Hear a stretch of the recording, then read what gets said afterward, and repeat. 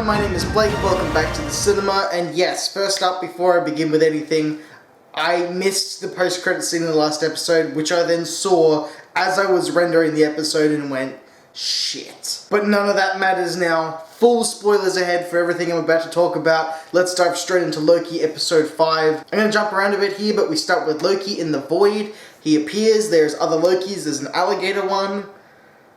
That's real. We get a very comic book accurate Loki, and we also get a Loki that's a child that is there because he killed Thor, and that's why he is no longer on his own timeline. We hang out with these Lokis and we learn about the place that they're in and how there's this giant purple cloud wolf monster thing that is going to kill them unless they hide and they run constantly, perpetually, forever. So as the Lokis trek through the Void, they come across Thanos' helicopter. Thanos' helicopter is here. I absolutely love it. That's the best Easter egg. And the only place they could have possibly fit this Easter egg in the MCU. Because just that it's off the beaten path of the timeline, so it's banished here by the TVA. Or whatever the hell they're supposed to be now. I saw it. I love it. I appreciate it, Marvel. Thanos' helicopter. Look it up. So Sylvia learns about the Void and how Loki's not really gone. She zaps herself. Goes to the Void, finds Mobius. Yes, he is here. He is back. Of course he's back. Why would you get rid of such a great character? Him and the Lokis band together after Loki runs into Loki, who runs into Loki with his army of Lokis that are fighting Loki with Loki that are fighting other Lokis that are here because they want to take over this other Loki, but this Loki's ratted him out to the other Lokis because he wanted to rule and be king of Loki, but Lokis won't allow that because Lokis are mischievous and Lokis are backstabbing guys. Oh god, my brain, I'm about to fall over. There's a lot of Lokis, but our main group of Lokis, it's getting confusing to it's like a tongue twister.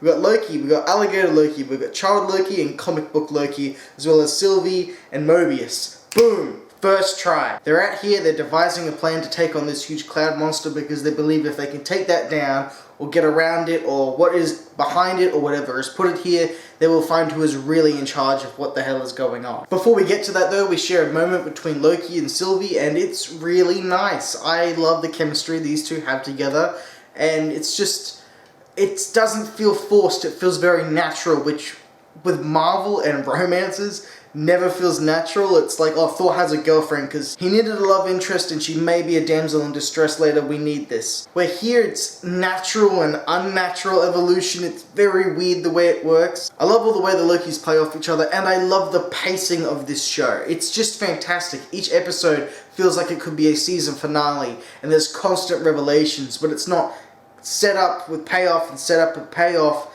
really quickly. The setup, you've got great character development amongst it. I think I touched on this already, but I need to point it out again. This episode just tops the last one. It keeps rolling and rolling. This is a show where I thought, okay, the first episode will be kind of cool. We'll have Loki come through, Mobius talks to him. We'll really cool to see the Thanos and everything that happens in his whole timeline. And then from there, he's going to help Mobius throughout the entire show, try and track down this second Loki. And ultimately the show would kind of fizzle out into nothing. It was just this one-off beaten adventure with Tom Hiddleston. But that happens in the first 2 episodes. It's already done. And in the 3rd episode, something else. And the 4th and the 5th. And it's just changing and perpetuating and evolving. And this episode went so fast. I don't know if anyone else saw it, but like, it's a 50-minute episode. It felt like 20 minutes. And I was just, it ended right where I didn't want it to end. Okay? Really didn't want it to end. I really didn't want it to end. It was a fantastic episode. So let's go back a little bit. What happened in the end? They went up, they tried to take on the huge cloud wolf monster thingy. I don't know what it's called because I can't remember shit. Having trouble doing that, Comic Book Loki comes in, and the guy literally just magic manifests all of Asgard. He just brings Asgard to this battle before the cloud monster's kind of tricked into thinking that it's real and trying to eat it and destroy it or whatever. Comic Book Loki is disintegrated. The other 2 Lokis are also gone, and Mobius has also left the picture as well. Prior to that though, when those guys are kind of parting ways, and Mobius is gone back to the TVA, I'm assuming. Not sure exactly what his plan is there. Mobius goes to give Loki a handshake and the 2 hug it out. We're just getting great character moments. I love these 2 together, and I dearly hope that this is not the last we see of those 2 together. So in the midst of this battle, Comic Book Loki dies. Our 2 Lokis are able to enchant the thing, stop it. They open up all this cloudy smog to reveal a castle of some sort. I don't know what exactly it is, but it looks like this is where the person that is behind all of this and the TVA and everything is here. We have found them, we are going to get to it, and I thought we might get to see a slither of it before the episode ends, but no, it's all being saved, we see it, they're walking towards it, the episode ends, and it just does my brain in, man. It's cooking me, I can't.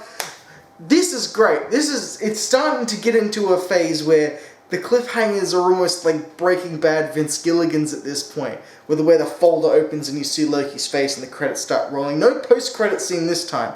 I looked, there wasn't one this time.